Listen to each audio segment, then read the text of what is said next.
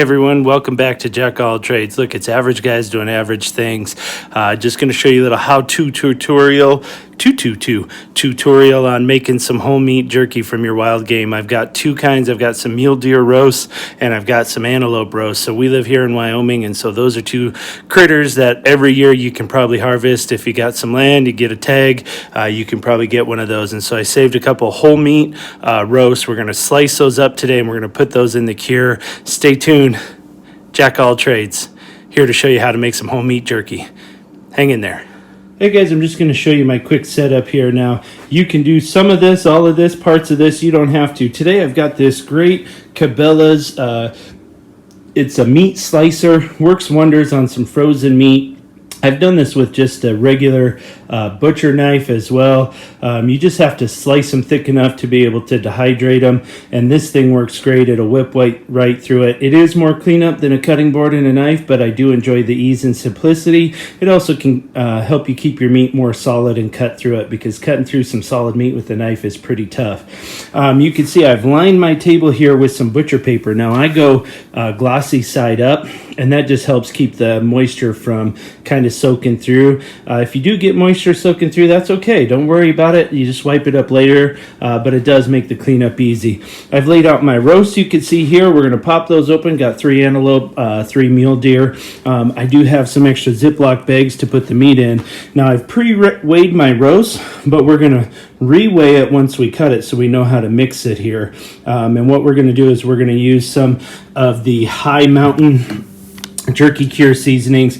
I've got some sausage cure and things like that here as well. Not going to use that today. Mostly going to look at some hickory, some teriyaki, and some bourbon barbecue, and possibly I have some cracked garlic and pepper as well. So looking forward to that. Do have a measuring cup. I use water with my dry seasonings, some tablespoons for the cure as well. And then lastly, I do have some gloves. These are powder free.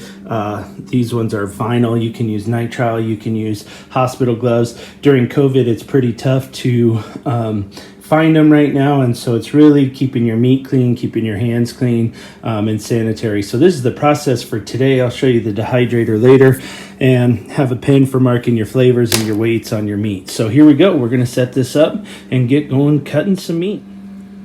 All right guys, so I've got my heavy duty food slicer from Cabela's set to a setting of 7. I've got a 1 pound 8 ounce antelope roast here, and this is set up here. Should be great, should be good for the grinding. We're going to go along the grain to start with. I like my whole meat along the grain, and again, this guy is pretty solid. I may have to take a chunk or two off the end here before we get started, but we're going to just slice this down and then keep going. I'll show you how this works. Get this guy power down here for you, and then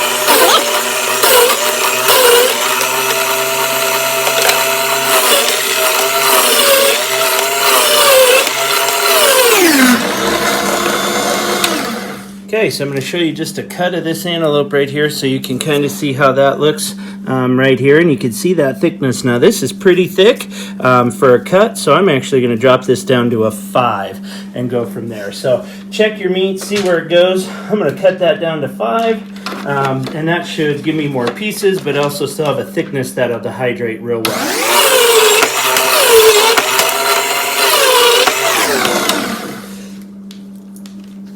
Alright guys, so we're just going to run a comparison here of the two, and you can kind of see right there just the difference between a 7 and a 5. So we're going to grind through the rest of this antelope meat.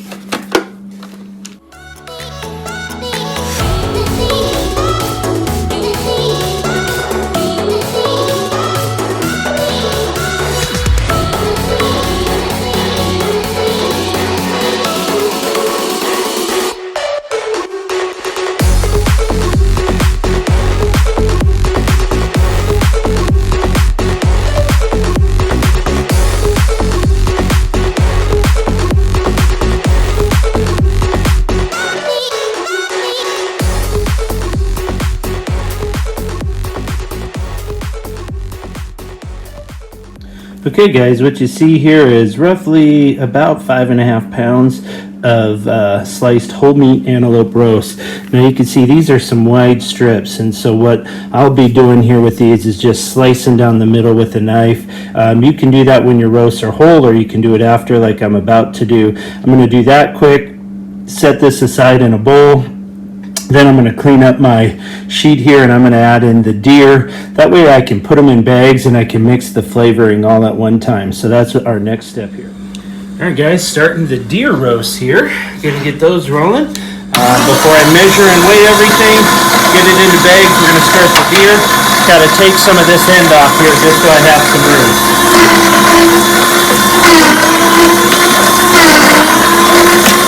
Go ahead and chop just the flat end off here as well. And now it should fit. Not quite, need a little bit more.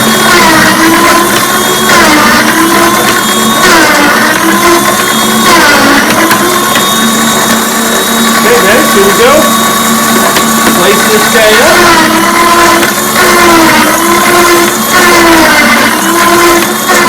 Alright guys, so talked about just taking this meat and just slicing it right down the middle here. So all I'm doing is I'm taking stacks. Doesn't have to be perfect, doesn't have to be symmetrical. Just taking a knife and I'm halving those size. A couple reasons for that. One, it'll dehydrate easier and faster.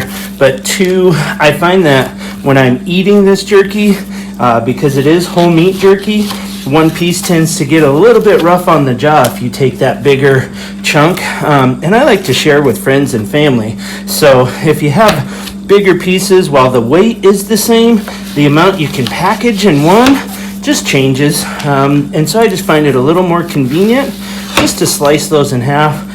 Doesn't double the volume or the quantity, but just makes it a little easier for all those things. All right, guys, so we've got that frozen cold meat sliced up. You can still see it's keeping its good shape. You got antelope here, you got mule deer here. Two great flavors, and you're going to season this whole meat up. I'm going to use this scale here to weigh them out and place them in bags, and then I'm going to mark the gain, the weight, and also the flavor of cure that and seasoning that we put in there. So what I'm going to do right now, I'm going to pick out 4. We're going to do a hickory, a bourbon barbecue, a sweet teriyaki, and garlic and pepper. It's going to be sweet. It's going to be awesome. We're going to have all those flavors. 2 with each. Should be superb. One kind of more sweet, one kind of more spicy with each one. So here we go. Let's get them weighed out and get them put in those containers. Alright guys, so you can see your chart over here is going to give you kind of the mix-ups. I will tell you, try to follow that chart so that it cures properly and exactly right. You want to make sure that you mix that all up per specifications in there. And I've got my bags over here mixed in about 2 to 3 pounds, measured those carefully so that I know how much each one weighs. And now I'm going to just add the cure in with my seasoning. I'm going to use ice cold water so it coats all of the parts of the meat on mine, and then I'm going to let this cure for about 48 hours. 24 is what's needed, but frankly it's Christmas break and I won't be dehydrating on Christmas Day. So here we go. We're gonna get this all mixed up for you and ready to go. Just gonna add cure and water, dump it in the bag, and mush it all up.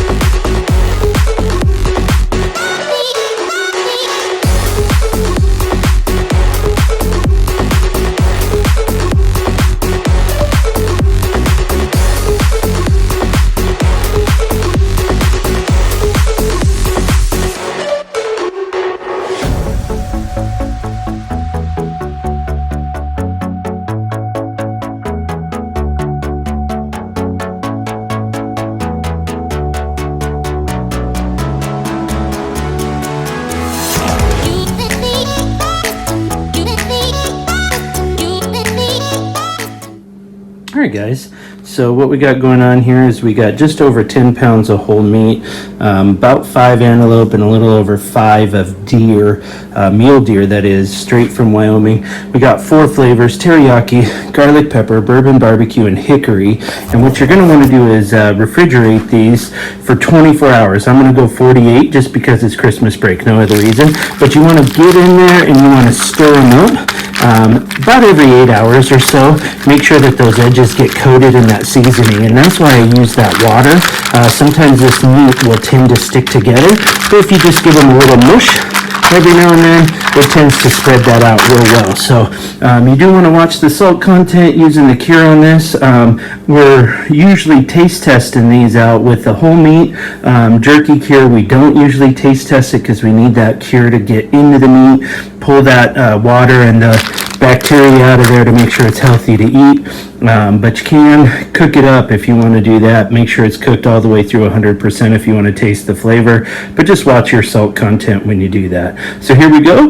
We're going to load it into our meat lug liner in a vegetable box from the fridge and slide that right into the fridge. We should be good to go. We'll see you back here in 48 hours. Hey guys, welcome back here. We are going to pull this whole meat jerky out of the fridge. Let me walk over to my setup. We're going to be using 2 food dehydrators. One's 500, one's 600 watt. We've got about 8 trays for each one, so we should be able to get this all done in one batch. Here's to hoping. So let's walk over and take a look at the setup. All right, guys, so we have the 2 Open Country food dehydrators. This one here you're looking at is the 500 watt, just a little bit older. Newer model was 600. We have 8 trays on this stack. The base is here. Got another base. We're adding in the, this is for fruit roll-ups, but we're going to add it into the bottom just for cleanup. It makes cleaning that bottom one a lot easier. This one we've got 1 extra tray at 9. You can see the 600 watt dehydrator over there. And we've got our meat going here. So what we're going to do is just lay these in thin strips. We're going to show you what that looks like right now. Hang in.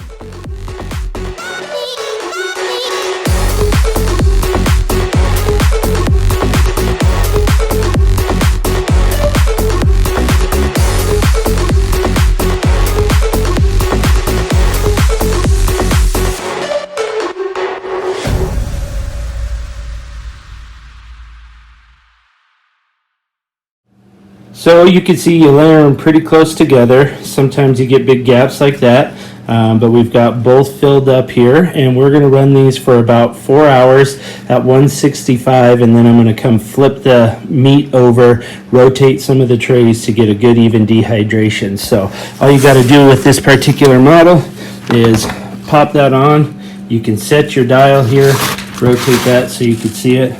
And we'll just set it at 160 right there. We'll get both of these set up, pop them on and set it and just let it go. 4 hours, we'll flip that meat, and another 2 or 3 hours after that it'll be all cured and ready to go. So this is whole meat deer and antelope jerky. Thanks so much. Here we are back. It's just about 4 hours since we last checked on these. So we are going to go ahead and open them up, and you can see that is looking mighty fresh. So what we'll do for each of these is we will just take and we'll peel them over, and you can see here it's really bendy and gummy, which is not quite done. But if you peel them now, they don't stick to these trays quite as badly. I'll be getting a butter knife just to help me peel them over, but I'll be flipping each of these pieces, and I'll also rotate the trays top to bottom, bottom to top. The middle ones, I'll check and see how they're doing. Sometimes the middle ones have to go all the way to the top. The top tends to cook more since it's closest to the heating unit. So there you have it. We'll show you the final product here in about 3 hours.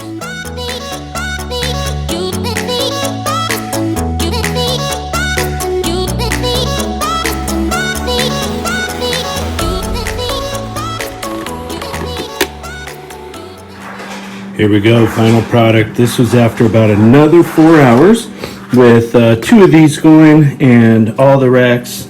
It did take a bit longer than expected, and it just looks great. Still pliable, yet it'll tear easily. Make sure it reaches that. That's good quality stuff right there. Great job. So here you've seen it. Here you are. Syrup dish is coming at you with some whole meat jerky. We've got this tray already in some bags, about to label it up. We'll get this stuff labeled up, and thanks so much for joining us today. You guys are awesome.